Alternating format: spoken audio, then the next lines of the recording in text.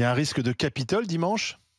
Non, mais enfin, franchement, c'est ridicule. Enfin, je vous rappelle que le seul, qui s'est victimisé et a utilisé des violences contre, la justice, en l'occurrence les forces de l'ordre, qui a enquêté au nom de la justice, c'est monsieur Mélenchon qui avait empêché une perquisition, qui avait physiquement confronté, des forces de l'ordre qui faisaient leur métier, qui n'avaient rien demandé, qui avait aussi, je crois, violenté, le procureur ou son substitut, quand ils étaient rentrés, dans le local et qui avait proclamé aux yeux de toute la France, «La République, c'est moi». Bon, donc moi, je veux bien qu'il y ait des inversements accusatoires en permanence. On fait une manifestation place Vauban, Pour faire quoi? Pour dire quoi? mais en soutien, à Marine Le Pen, à nos amis, injustement, condamnés et tout simplement, revendiquer notre innocence. Mais et visiblement, on criminalise désormais le droit de se défendre et de ne pas reconnaître, comme, les bourgeois de Calais en guenilles avec une corde autour du cou, qu'on est coupable avant d'avoir été jugé. D'accord, mais Définitivement, pardon. vous reprochez à Jean-Luc Mélenchon son comportement pendant sa garde à vue, mais je vous ai entendu dire, à l'Assemblée nationale que les juges étaient des tyrans.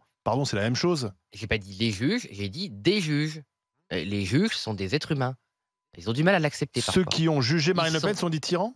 en l'occurrence, leur décision, la décision qu'ils ont rendue est une décision tyrannique pour 3 raisons. Première raison, criminalisation de la défense. C'est-à-dire que ceux, et les publics, qui veulent lire le jugement peuvent le vérifier. On reproche à Marine Le Pen, aux prévenus, de ne pas avoir reconnu leur culpabilité et de se défendre. Ben, encore heureux, on a encore le droit de dire qu'on est innocent. Et encore aujourd'hui, on nous dit dans tous les médias, je vois aussi nos adversaires politiques, mais votre stratégie de défense n'était quand même pas la bonne. En appel, j'ai encore reçu des dizaines d'appels là-dessus hier. Est-ce que vous n'allez pas changer, reconnaître que vous avez un peu fauté? Mais non, on est innocent. Donc que ça leur déplaise, c'est une chose. Première chose. Deuxième chose, politisation du jugement. La candidature et l'élection de Marine Le Pen comme présidente, parce que ce passage est coupé dans la quasi-totalité des verbatims qui sont donnés ici ou là, serait un ordre à un trouble à l'ordre public, Un trouble à l'ordre public démocratique, démocratique. qui Donc n'est un pas d'ailleurs une notion juridique, qui existante. n'existe pas, comme l'enrichissement partisan qui n'existe pas. Il n'y a pas d'enrichissement personnel, il n'y a pas d'enrichissement, comment dire, de la personne de Marine Le Pen et des prévenus. Donc elle a inventé l'enrichissement partisan. Vous pouvez taper sur Google, chercher dans le code pénal, ce concept, il n'existe pas. Troisième problème, notre opinion sur l'Union européenne. Pareil, tout le monde peut vérifier le paragraphe.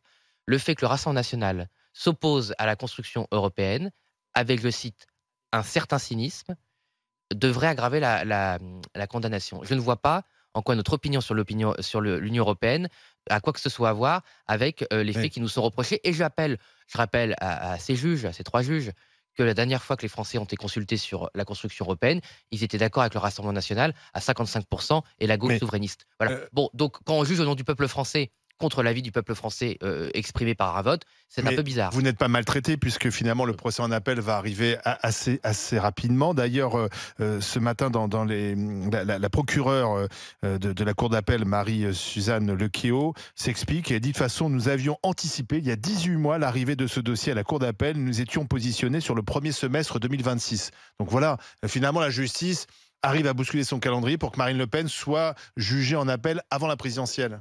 Bah, écoutez, un jour on saura, hein, peut-être que je suis pas encore trop vieux, peut-être que quand les archives seront ouvertes, on saura la vérité. Mais enfin, le procès de monsieur Bayrou, qui est sur les mêmes faits et qui s'est passé avant, n'est toujours pas audiencé, en appel. Donc, c'est, la continuité du même dossier et monsieur Bayrou, il n'a jamais caché vouloir se présenter à la présidentielle. Donc c'est un peu étrange. Peut-être, moi je sais pas je ne dis pas qu'elle ment, mais en tout cas, pour le dossier Bayrou, il n'a pas été accéléré alors que monsieur Bah, parce Bayrou que a c'est du toujours. sursis. Les conséquences Ah mais c'est le mode. des peines sont moins Oui, importantes mais que celles qui concernent mais notamment Marine Le Pen, puisque là, monsieur, on peut pas entrer. la prison ferme et l'exécution provisoire sur l'éligibilité. Non, mais on ne peut pas entrer dans un régime d'égalité, à une élection si un candidat putatif, monsieur Bayrou, arrive avec un jugement de première instance sur lequel il y a un appel et donc on ne sait pas ce qu'il en est et une autre candidate, madame Le Pen, condamnée en première instance, Mmh. et pas définitivement puisqu'il y a appel. Donc il y aurait une situation inégale. Bon, moi j'en sais rien. Moi, permettez-moi de penser que le fait qu'on ait, manifesté notre mécontentement et alerté nos compatriotes sur la situation est compté dans la décision, qui a été annoncée en fin de journée. Par ailleurs, et ça je m'en félicite, je suis assez, heureux en fait, soulagé de l'état de notre démocratie parce qu'on a de nombreux adversaires politiques ou idéologiques. Par exemple, l'ancien président de la LICRA, qui est un opposant historique, au Rassemblement national, qui dans Le Point, monsieur Jakubowicz, l'avocat, a dit que ces décisions n'étaient pas normales.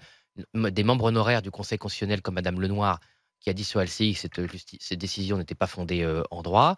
Même Euh, Gérard Larcher s'interroge sur l'exécution provisoire, le président du Sénat. Exactement. Donc, Le Premier Julien ministre Drey, François enfin, Bayrou. il y a vraiment beaucoup. Je pense même que je suis en train de les compiler avec mes équipes. Il y a une majorité finalement de commentateurs, de juristes, d'avocats, de magistrats honoraires qui en fait ne sont pas d'accord avec le fond de cette C'est dans la loi, décision. c'est les députés qui ont voté ça. Non, mais il y a deux choses. Il y a la loi qu'on peut interroger, mais il y a l'interprétation de la loi. Et les juges ont fait une interprétation très extensive. Vous avez même cité des concepts qui n'existent pas dans la loi, Mmh. très extensive. C'est là où, pour nous, il y a un vrai problème dans la décision. Alors après, la vérité, c'est que ce sont les hommes politiques depuis les années 70 qui ont laissé aussi l'autorité judiciaire prendre beaucoup de liberté avec la tradition française. Je rappelle que la tradition française n'est pas la tradition anglo-saxonne. Dans notre démocratie depuis les Lumières, depuis Montesquieu, père de la séparation des pouvoirs à la française, le juge est la bouche de la loi. Et dans la tradition française depuis la Révolution, le juge ne doit pas créer de normes et de faire jurisprudence comme le font les anglo-saxons. Ce sont deux traditions différentes, mais avec l'Union européenne, une brèche a été ouverte sur une transformation du droit français à l'anglo-saxonne. Est-ce que vous seriez pour l'interdiction du syndicat de la Ah, magistrature? bon, on l'a toujours été. Alors, pour beaucoup, on a toujours été contre la syndicalisation, enfin pas du syndicat de la magistrature, des syndicats dans la magistrature. On considère que comme l'armée, il n'y a pas de syndicat dans l'armée, il n'y a pas de syndicat chez les députés. Un pouvoir s'exerce pour tous les Français. Par contre, dans Donc, la police, ça vous dérange pas vu qu'ils sont de votre côté?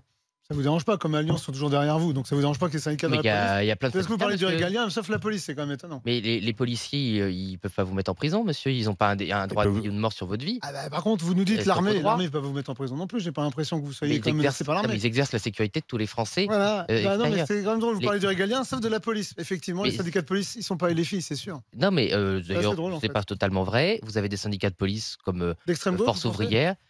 Déjà, dire que les syndicats sont par nature d'extrême gauche, c'est bizarre. Mais il y Vous a le dites beaucoup. souvent, même vous me traitez d'islamo-gauchiste à longueur de journée.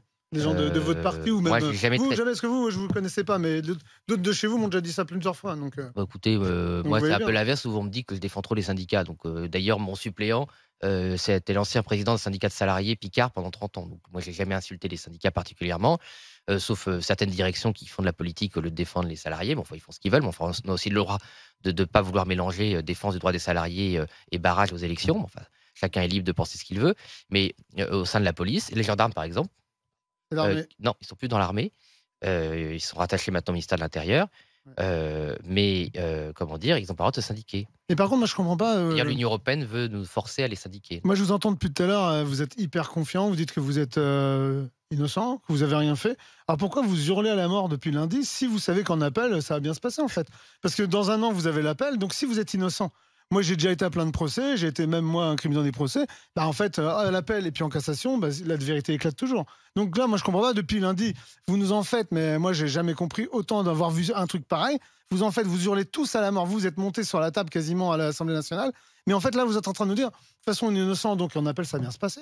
Pourquoi vous montez comme ça dans les tours alors que tout se passe bien pour vous et ça va bien se passer en appel? C'est-à-dire la décision d'audiencer l'appel est venue après. Ok, donc maintenant vous allez vous détendre. Pourquoi vous continuez votre rassemblement alors? Comment? Pourquoi vous continuez votre rassemblement dimanche? Mais Parce parce qu'en fait, qu'on soutient Marine Le Pen, on fait campagne, Rassemblement et vous allez bien national. entendre que ce On dimanche, a fait des meetings. De coupable, vous êtes passé à victime, là, maintenant. Comment? De coupable, vous êtes passé à victime. Ah, mais nous, on estime qu'on est victime depuis le début d'une erreur judiciaire, oui, d'une cabale. Enfin, je rappelle que ça vient quand même de nos adversaires politiques, tout ça. Il faut quand même interroger Le Parlement, c'est le Parlement qui européen. a Oui, porté c'est plainte. Martin Schulz, Oui. président des socialistes Vous avez européens, Ouais. qui était tellement obsédé par inventer des méfaits au Rassemblement national qu'il n'a pas vu que dans son propre parti, il y avait des valises de billets qui se baladaient pour le Qatar et pour Huawei. Mais le Parlement européen, ça pose un vrai problème de droit qu'on n'a jamais pu parler, dont on n'a jamais, rarement pu parler en France. Le Parlement européen est à la fois dénonciateur, enquêteur avec l'OLAF, juge et huissier, puisque c'est le Parlement qui recouvre l'issue de son propre jugement, de sa propre enquête. Donc ça, c'est l'état de droit version Union européenne. Je comprends que les Français votaient contre.